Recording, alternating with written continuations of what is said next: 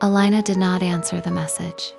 She sat at her desk long after the phone went dark, the words still burning behind her eyes. You should not be reading those files. There was no name, no number she could recognize, only the timestamp. 3 minutes ago. She slid the document back into its folder and closed it slowly, as if the paper itself might react. The hidden line echoed in her mind. The containment agreement remains valid only while the witness remain uninvolved. Witness, the word had appeared too many times in too many unrelated reports to be coincidence. By morning, she was back in the archive. Not the public floor. The lower level, the place no one used unless they already knew what they were looking for. The guard at the stairs barely looked up when she passed. Inside, the air was colder. The lights flickered. Elena moved between shelves labeled with years that meant nothing to her. She searched for one name, Ashmere. The earliest record she found was not a city plan. It was a relocation notice. A list of families, a list of disappearances. The margins were crowded with handwritten symbols. Some were crossed out. One was circled. L. Elena's breath caught. She turned the page. A thin folder slipped free and landed on the desk. Inside was a photograph. Not old, not faded. A man stood near a ruined structure, still. His face turned slightly toward the camera. Lucien. The image had been taken from far away. From hiding, Elena closed the file too quickly. Her hands were shaking. The next document was worse. A witness report. Short clinical subject shows no biological decay. Subject remains stationary for extended periods. Subject displays high resistance to light exposure. No containment attempt approved at this time. She stared at the final line. Asset must not be alerted. Asset. Her stomach twisted. Lucien was not a rumor, not a myth, not even a threat. He was a classified presence. She slipped the photo into her notebook before she could stop herself. When she left the archive, the sky was already dim. A message vibrated against her palm.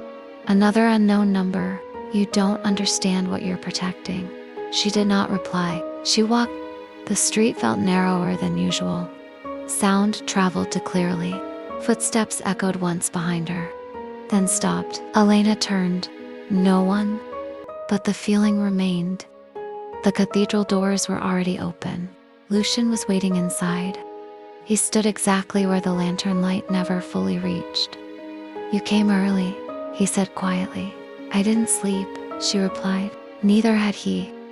She hesitated, then opened her notebook. Not fully, just enough.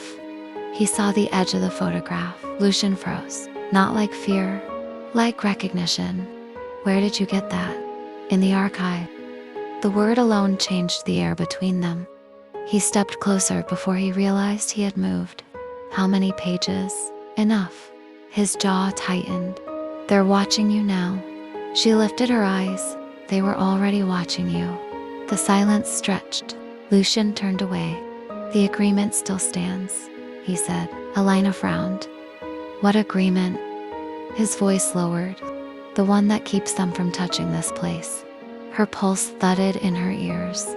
The line said it only works while the witness remains uninvolved, and Lucien's hand curled slowly at his side. So you saw it. She swallowed. I think I'm the witness. For the first time since she had met him, Lucien looked afraid. Not of her, of what stood behind her.